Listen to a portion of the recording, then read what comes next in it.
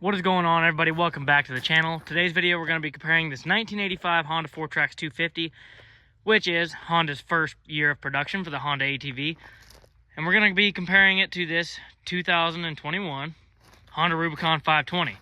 This is considered the best Honda model you can get right now on an ATV. Of course, unless you get the Deluxe, which only offers fancier wheels, or if you consider the Rincon an upgrade from that, which it's not, then you go ahead and do that. This is well known as Honda's best ATV you can get right now. The 2022 is obviously out and the 23 is coming out, but there's no significant difference besides this bar being gone on the rack. Like I said, no big difference. So this is still considered the current model of the Honda Rubicon. So we're just going to jump right into it. We're going to go ahead and do a few tests on these to see how far they've come in nearly 40 years. First test is going to be starting them up. We will go ahead and start with the 1985 Honda. Now, obviously, if it had an electric start, it would be a little bit different. It'd probably start right up and be very comparable to that.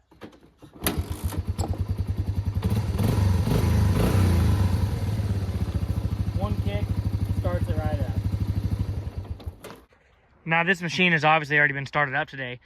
Typically, though, it's just a few kicks. Even when it's cold, it'll fire right up. It's sat for years at a time, always fires right up. Now we will start up the 21 Honda.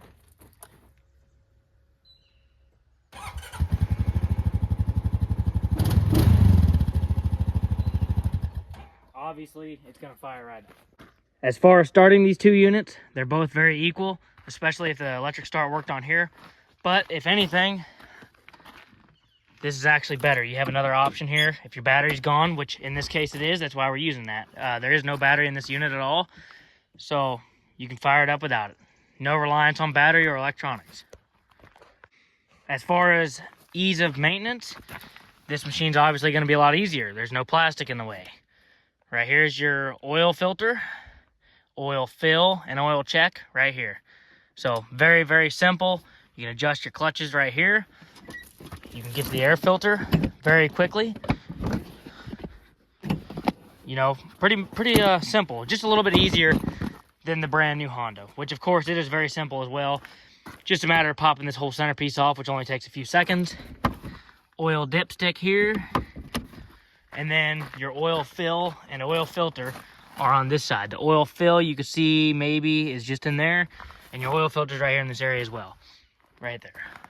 So, matter of just taking that plastic off. Still very simple, not a big deal. And of course, air filter is the same deal.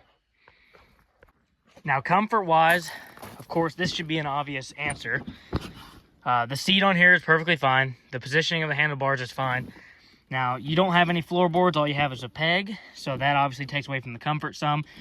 And then, of course, having to shift gears with your foot takes away from the comfort of your four-wheeler experience. So, comfort-wise, also, I don't know why I did that. It's not going to start. So, suspension on this thing, look at it. It's unique, that's for sure. Very uncomfortable. It's a bumpy ride. Those big tires in the back makes for an okay ride. But, of course, this thing's going to beat you to death when on this unit you have independent rear suspension. Of course, making a huge difference in comparison to that single shock setup. This seat is more plush, more well-shaped, especially for somebody like me. I mean, I'm a bigger person, so bigger four-wheeler, a lot more comfortable, definitely. Grips, positioning is fine. You also have power steering on this model, which they obviously did not offer back then. So steering is going to be easier. Everything's more comfortable, more well-designed. You have more places for your feet. Also protected from sticks and things coming up at you from the trail, unless it's a severe case and it comes through this. But here you have no protection from any of that. For the next test, we will test the capability of each machine in two-wheel drive. All these tests, we will not be using four-wheel drive because this is a two-wheel drive model. Of course, now this four-wheeler is capable of four-wheel drive, so that automatically makes it win this category. But for the sake of just testing and entertainment, we'll do two-wheel drive on that unit to make it fair with that one. We're going to try and climb this in two-wheel drive first gear. We will start off with the Honda Rubicon.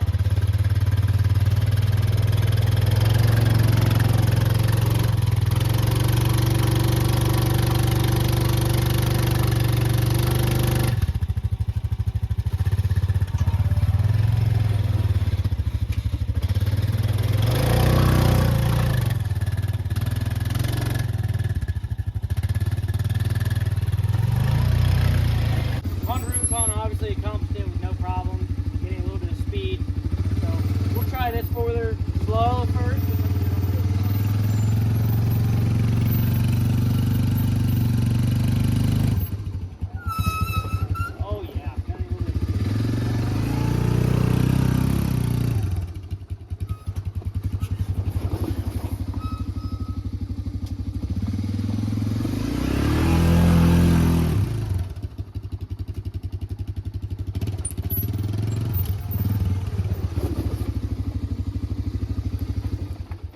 Both machines are obviously capable of doing this in two-wheel drive, so let's continue on.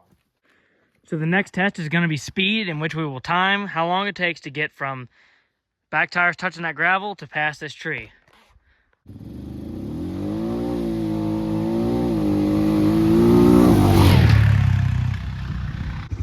Now we're going to test the 4Trax 250.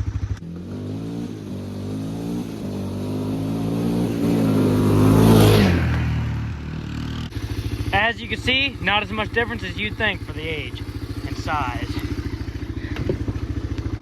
Now here is first person point of view. The no steering is terrible, of course. Now, here you go. So look, turning radius on this is horrible as well. Completely horrible. The suspension is horrible. Look at this little bump here. It doesn't take much. Let's find one. Let's find something. It doesn't take much to get the other wheel off the ground at all. As you can see, climbing on this little stick, suspension has no flex at all. Like I said, it just beats you to death. Definitely a rough ride. Ooh.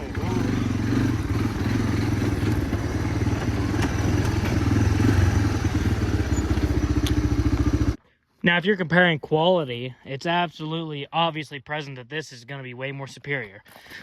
Look at all this original plastic. It's hard, it's tough, it's not faded, it's barely scratched.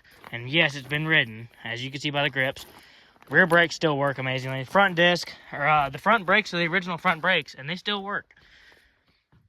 Also, compared to this plastic, which yes, of course, this one might have seen a little bit more as far as scratches, but you could tell by the thickness, the quality, like this being all broken, no excuse. Huge difference in quality as far as that goes. I would like to point out that they use the same design of switch after all these years because they know what works. Honda's smart about that. Very similar design. The 1986 that I have in there actually has the exact same switch as that. It looks the same. This one's a little bit different. They changed it after the first year.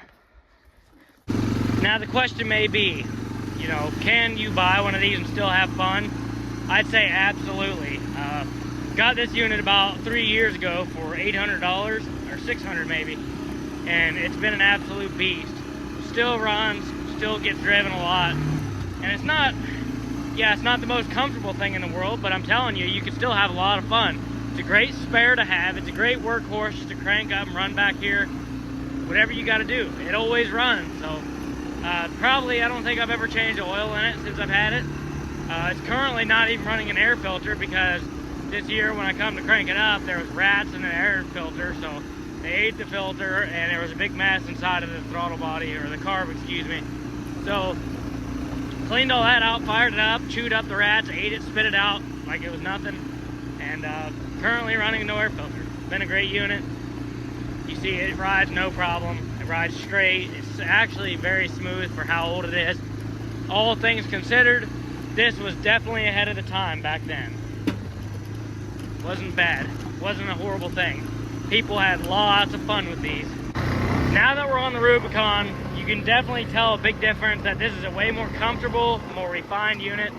But I'd say if you had that 1985 and you never rode one of these, you'd be satisfied for a long time. Especially, yeah, like I said, if it's your first unit and you've never experienced one of these, you would love it. Here's just a quick first-person point of view riding this unit.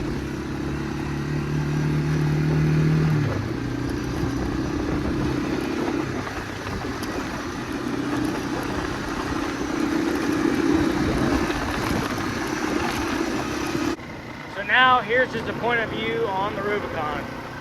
As you can see, no shifting gears. Power steering makes it very comfortable. The independent rear suspension makes it comfortable. You could definitely ride this all day and not get it wore out.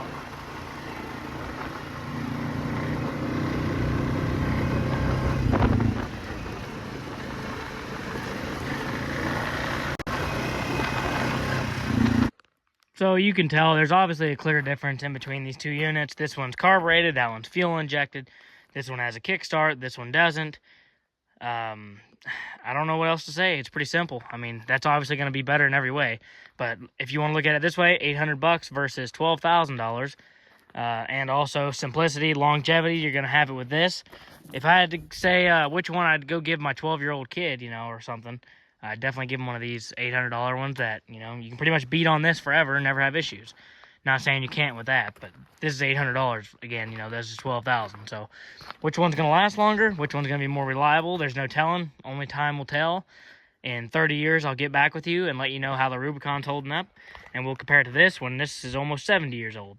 So anyways, I know it wasn't a long video. It's just a quick little, you know, comparison for fun. You know, there is no real true comparison here. You know, it's obvious which one's going to be better. So this is just kind of like a video showing you my 1985 Honda 4Trax 250.